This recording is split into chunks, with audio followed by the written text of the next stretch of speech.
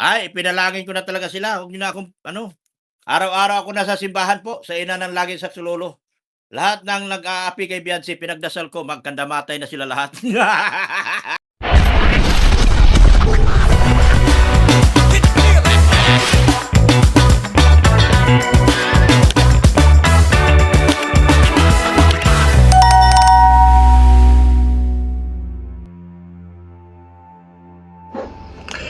Isang maganda at mapagpalang araw o gabi sa ating lahat, mga kalingap. Kumusta na po ang bawat isa po sa atin saan man tayo naroon dito po sa Pilipinas, Luzon, Visayas, Mindanao at maging nasa iba't ibang panig po ng mundo. Isang maganda at mapagpalang araw o gabi sa atin pong lahat. Muli, welcome po sa ating pong YouTube channel, Kalingap J. Morelo Vlogs. At kung kayo po ay bago pa lamang po nakapasyal sa ating pong munting channel, huwag pong kalimutang mag-subscribe at papindot na rin po yung ating pong all notification bells. Mga kalingap, mga kaibigan, meron po tayong muling re-reactionan sa oras na ito. At patuloy na kung saan po ay hindi nawawala ang mga issue na yan, sapagkat nagsimula po yan nitong nakaraang buwan pa at hanggang ngayon po ay nagpapatuloy. Sabi nga mga kaibigan ay ang mga reactors ay naandyan upang ipagtanggol syempre ang Team Kalingap sa mga anti-Kalingap. At ang ating pong reactionan ngayon po mga Kalingap ay ito ay yung sinabi ng isa sa dati nating kasama dito po sa Team Kalingap at ito po ay ating pong panoorin. Ay, ipinalangin ko na talaga sila. Huwag niyo na akong araw-araw ako nasa simbahan po sa ina ng laging saksululo. Lahat ng nag-aapi kay Beyonce, pinagdasal ko, magkandamatay na sila lahat. Totoo yan. Lahat ng umapi kay Beyonce ng mga reaktor, magkandamatay na sila lahat. Yun ang dasal ko araw-araw. Magdadasal ka rin lang, hindi pa mamamatay. Mamamatay na. Ipinagdasal ko sa ina ng laging saksululo na mamamatay na sila lahat. Lahat ng mga nag-aapi kay Beyonce, mga reaktor. Ipinagdasal ko talaga, Kimel. Totoo yan, nagdadasal ako. Yung sabi, yung personal intention ko yun. Personal intention. Personal intention ko yan. Di ba na meron tayong dasal na personal intention? Kapag personal intention, personal talaga panalangin ko sa Diyos. Lahat ng umapi kay Beyonce at ng aaway kay Beyonce ng mga reaktor, parusahan sila. Yun. Hindi yan. Yan na ng panalangin mo. Totoo yan. Personal intentions ko yan. Ay, masama na kung masama. Masama na kung masama. Kung totoo naman. Dili na maayo, Doc Lab. Dili good. Kaning giayo na kagdaot. Nya dili ka manalangin. Ayan, shout out sa lahat ng mga reactors ng Kalingap na umaapi daw kay Beyonce. Matindi ang panalangin ni Dr. Lab na ang sabi doon sa kanyang panalangin araw-araw. Araw-araw nananalangin po siya sa ina ng laging saklolo na mga matay na daw sila. Gaano kalupit at katindi ang panalangin ito. At binanggit nga ni Dr. Lab, yun ay sinasabi niya na personal intention na kanyang panalangin na parusahan. Ang kanyang panalangin, parusahan, mga matay na ang mga reactors na umaapi kay Beyonce. Personal intention, yun daw ang kanyang personal na intention sa kanyang panalangin. Totoo yan, nagdadasal ako. Yung sabi, yung personal intention ko yun. Personal intention. Personal intention ko yan. Di ba na meron tayong dasal na personal intention? Kapag personal intention, personal talaga panalangin ko sa Diyos. Lahat ng umapi kay Beyonce at ng aaway kay Beyonce ng mga reaktor, parusahan sila. Dr. Lab, hindi po masama ang manalangin. Yan po ay isang bagay na napakahalaga sa ating pong buhay. Napakahalaga po na tayo po ay pumupunta sa simbahan. Napakahalaga po yan. Ano man po ang relihiyon o paniniwala ng isang tao, pag usaping espiritual, pag binanggit ang simbahan, napakahalaga po niyan. Maganda po yung inyo pong ginawa na kayo po ay nananalangin. Maganda po yun. Subalit, ang hindi po maganda doon, Dr. Love, yung inyong panalangin. Ay, pinalangin ko na talaga sila. Huwag niyo na akong, araw-araw ako nasa simbahan po, sa ina ng laging saksulolo. Lahat ng nag-aapi kay Beyonce, pinagdasal ko, magkandamatay na sila lahat. Kahit sabihin pa natin na yun ay personal intention, ang panalangin po ninyo na parusahan at mga matay na ang mga reactors na umaapi kay Beyonce, ang Diyos po, Dr. Love, ay hindi po sasang-ayon sa inyo pong panalangin.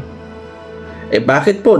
Kasi usapang espiritual na nabanggit po dyan, na di ba si Jesus nga nung ipako siya sa krus, anong sabi ni Jesus? Anong panalangin ni Jesus? Ama, patawarin mo sila sapagkat hindi nila nalalaman ang kanilang ginagawa. At yung binitawan niyo po, Dr. Love, yan po ay hindi isang panalangin. Yan po ay pagbibitaw ng sumpa sa mga tao na kung saan ay inyong binanggit. Bagamat wala po kayong binitawan na pangalan, sinabi niyo po yung mga reactors, ibig sabihin, kinikurse po ninyo ang mga reactors. At kapag kinurse po natin o sinusumpa ang ating pong kapwa, ang bagay pong yan ay hindi naaayon at hindi kalugod-lugod sa harapan po ng Panginoon. Kung kayo po ay meron pong galit sa inyong pong puso, kung naadyan po ang galit, kung nasaktan po kayo, hindi po yan susi para tayo ay sang-ayunan ng Diyos sa atin pong panalangin. Na ang panalangin ay parusahan ang mga reactors na umaapi po kay Beyonce. Magkandamatay na sila lahat, yun ang dasal ko araw-araw. Magdadasal ka rin lang, hindi pa mamamatay. Mamamatay na. Ipinagdasal ko sa ina ng laging saksulolo na mamamatay na sila lahat. Lahat ng mga nag-aapi kay Beyonce, mga reaktor. Ipinagdasal ko talaga, Kimel. Totoo yan, nagdadasal ako. Yung sabi, yung personal intention ko yun. Personal intention. Personal intention ko yan. Di ba na meron tayong dasal na personal intention? Kapag personal intention, personal talagang panalangin ko sa Diyos. Lahat ng umapi kay Beyonce at ng aaway kay Beyonce ng mga reaktor, parusahan sila. Kaya pansinin po natin mga kalingap, mga kaibigan, ako po una, syempre, sumasang-ayon ako doon sa sinabi ni Dr. Love na siya ay nananalangin. Doon ako sumasang-ayon sa panalangin. Kaya lang hindi ko po sinasang-ayunan yung sinabi niya sa panalangin. Hindi po maganda po yun. Yung binitawan ni Dr. Love na panalangin. First po yun. Paano kung yung tao na kung saan o kabilang halimbawa doon sa mga reactors ay meron pong mga makadiyos, meron talagang taimtim na kung saan ay naglilingkod sa Panginoon, baka po yung sinabi na mga matay po sila, hindi po yung tatalab at hindi po tutugunin ng Panginoon yung panalangin pong yun. Kumbaga, kung ang isang tao, kung ang isang reactors ay mas tumatawag ng tama sa Panginoon at nananalangin ng tama sa Diyos, para po tayo niyang bumato ng bola sa dingding. Siyempre, kapag ang bola ay binato mo po sa dingding, ano pong ibig sabihin nun? Alam po ninyo ang ibig pong sabihin nun. Na kung tayo ay magbabato ng bola sa dingding, alam natin kung saan pupunta yung bola. Kaya kung tayo po ay mananalangin, sa ganyan po mga bagay, ay masasabi ko lang kay Dr. Love, Dr. Love, kung yan po ang inyo pong personal na intensyon sa panalangin, huwag po kayo umasa, Dr. Love, na tutugunin kayo ng Panginoon dyan. Sapagkat sabi nga ng banal na kasulatan, ibigin mo ang iyong kapwa, huwag sumpain. Kasi kung isusumpa natin ang ating kapwa, hindi yung kapwa ang makakalaban natin, mismo yung Diyos ang sinusuway natin sa bagay na yan. Kaya mga kaibigan, mga kalingap, na kung saan pansinin po natin dahil nga po sa patuloy na lumalala at umiinit po ang issue na ito, ay may mga bagay na kung saan ay nasasambit at nasasalita na ang bawat panig na kung saan po ay nagkakasakitan na po ng damdamin. Sana naman ang mga salitang ating bibitiwan ay pag-isipan nating mabuti. Lalo na po kapag usapin na po patungkol po sa Diyos. Lalo na po kapag usapin patungkol po sa usaping na pang-espiritual. Kung meron mang alitan at di pagkakaunawaan ang bawat isa pong paalaala, huwag po nating idamay ang Panginoon sa mga alitan o bangayan ng bawat isa. Siyempre bilang isang content creator, mga kaibigan, mga kalingap, mag-focus lang tayo doon sa pagiging content creator. Sa secular, huwag sa spiritual. Kasi sa sitwasyong ito, mga kaibigan, dinadamay na natin ang Diyos. Dinadamay na natin ang Panginoon. Huwag nating idamay ang Diyos sa issue na kung saan ay kinakaharap ng bawat isa. Uulitin ko lang po, Dr. Love, ikaw po mismo ang nagsabi na masama ang inyong panalangin. Totoo po yun. Hindi po maganda yung inyo pong panalangin.